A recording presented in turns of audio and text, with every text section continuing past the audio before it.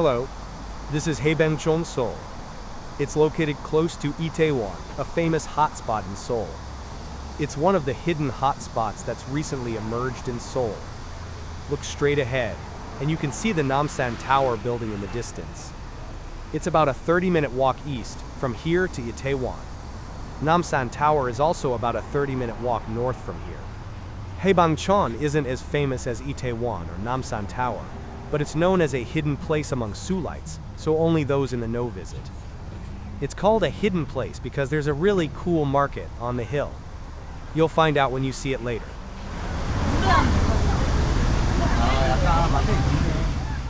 I'm currently on Gyeongradong-gil in Itaewon. Look to your left and you'll see a wide road. Crossing that road will lead you to Haebangchon.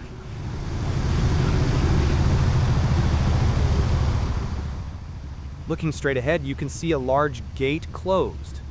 That's a South Korean military facility. This is where the South Korean Ministry of National Defense is located, and until 2022, it housed a U.S. military base. This area contains numerous military critical facilities. This area was home to the U.S. military for a very long time, so there were many shops selling the goods they needed. The reason Itaewon has a large foreign population was also influenced by the U.S. military. Haebangchon was the same. Itaewon was to the east of the U.S. military base, and Haebangchon was to the north. The goods foreigners needed were easily found here, and there were many Koreans who were familiar with English. As a result, many foreigners naturally settled here. While the U.S. military is no longer present here, many foreigners still live there. I'm at the crosswalk. This is the Haebangchon area. I visited around 7:30 p.m. on a Saturday evening. I arrived just in time for the area to be crowded.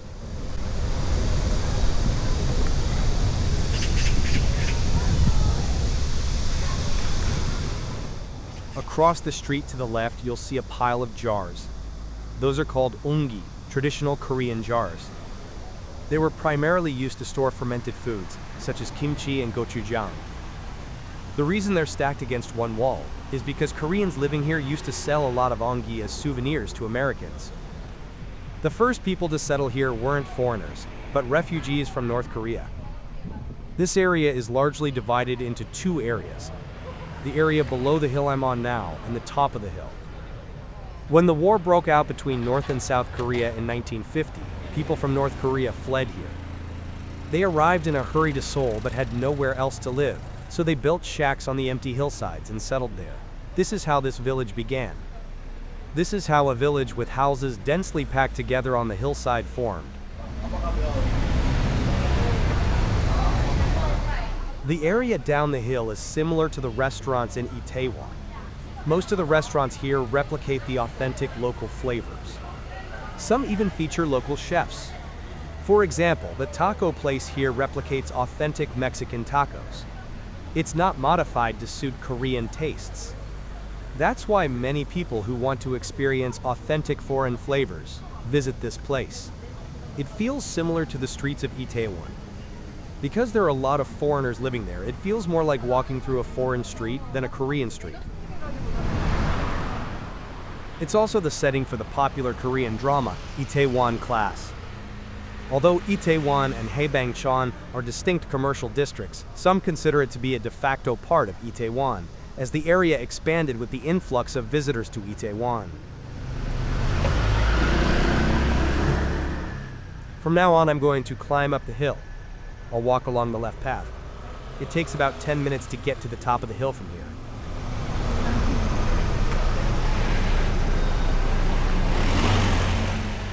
As you can see from the road, there's no dedicated pedestrian path on the way up. As I explained earlier, this was a place where refugees from the war hastily built houses and settled, so the roads weren't properly developed. Back then, this wasn't a road for cars. However, it's easier to get up the hill by public transportation, so there's no pedestrian path. Motorcycles are a common sight here. Once you get up the hill, there's no parking. It's really difficult to park. That's why you see so many motorcycles here. I saw a lot of them on the street below the hill. I climbed to the top of the hill. This is a viewpoint overlooking the entire Haebangjeon village. I see many people taking commemorative photos here. If you look to the right, you'll see a forest. That's Namsan Mountain. If you walk up that forest path for about 20 minutes, you'll reach Seoul Tower. Looking to the left, you can see Seoul's stunning skyscrapers. The area visible in the distance is Yongsan, Seoul. The headquarters of HYBE, the K-pop entertainment agency that BTS belongs to, is located there. The headquarters of Amore Pacific, Korea's leading cosmetics company, is also located there.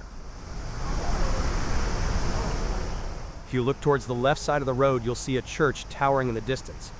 I'll walk down the hill and over there. I'm at the intersection at the bottom of the hill. This area is always jammed with people and cars. There's no room for a roundabout, so drivers have to drive slowly. Every time I've visited, it's always been like this. Pedestrians and cars alike have to be careful. The people lined up on the right are waiting for the bus. The small bus that climbed the hill passes this stop. Korea has a very well-developed public transportation system, with subway and bus fares integrated. The subway and bus fares aren't separate, they're integrated, so you pay only for the distance you travel. For example, if I travel 10 kilometers by public transportation, I only pay for the distance I travel, regardless of how many times I took the subway and bus. This is a truly innovative system. I'm walking to Shinhung Market, a hidden gem here. This is precisely why so many people visit Haebangjeon. Originally a stuffed toy factory, it was left in disrepair as Korea's industry shifted from light to heavy industry. Seoul completely transformed itself through urban reorganization in 2015, and now it's a hotspot for young people. This is Shinhung Market. While the area below the hill was influenced by Itaewon, this area was developed by the government, taking the initiative to create a street that appeals to the public. The hideout-like space is truly charming. The transparent roof keeps you dry even when it rains.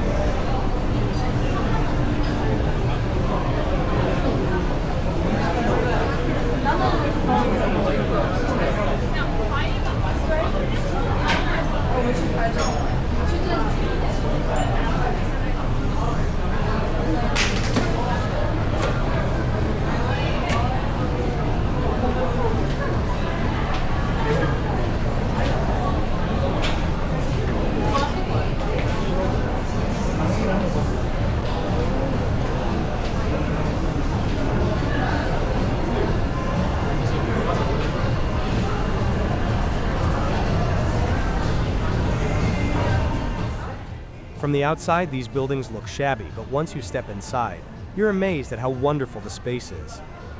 I'll leave Hidden Place. When you come out, you will come out onto a street on a hill where there are shops used by the local residents. Looking straight ahead, I see the church I saw from the top of the hill. The church on the hill reminds me of the cathedral on Montmartre in Paris. They say the church was built with money pooled by the local congregation.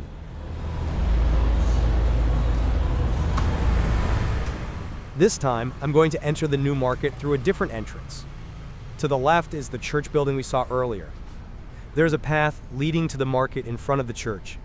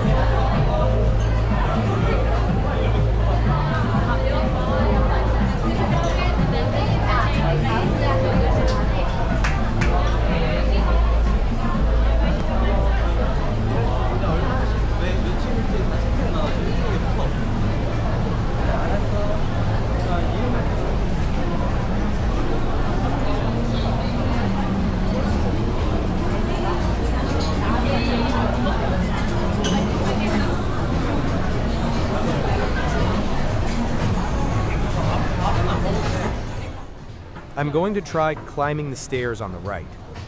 I heard there's an exhibition on the history of Haebangchon on the second floor. However, the doors were locked on the day I visited, so I couldn't see anything. I think it was because it was past opening hours.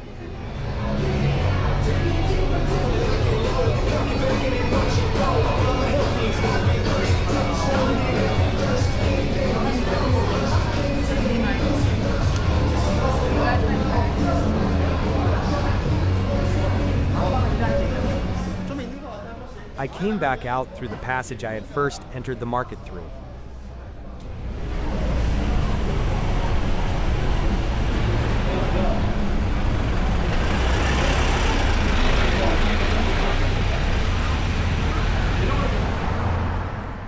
This time, I've descended down the hill from Haebangchon.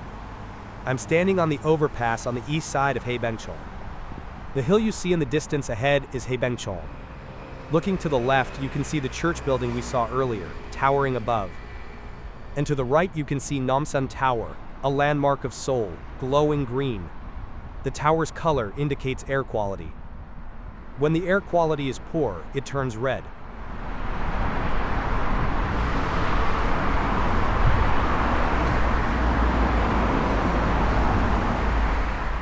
Once you get off the overpass, there's an underground passageway that leads directly to you.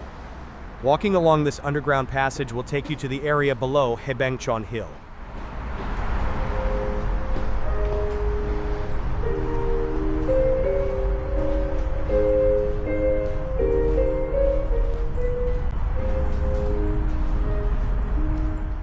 I'll end the video by walking down the hill.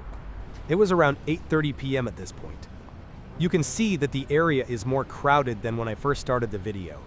The slope on the right is the path I took up the hill.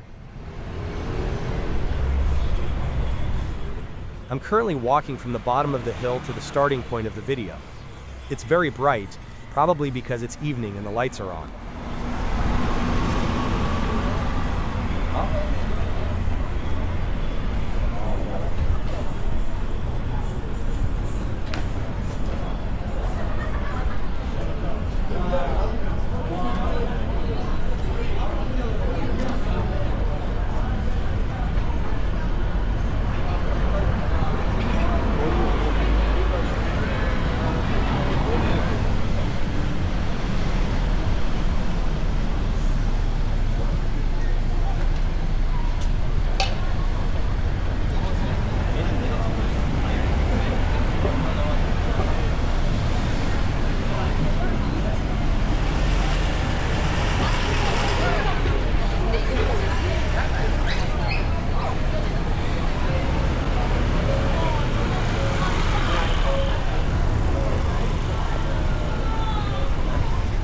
This concludes my Haebangchon tour video. Thank you for watching.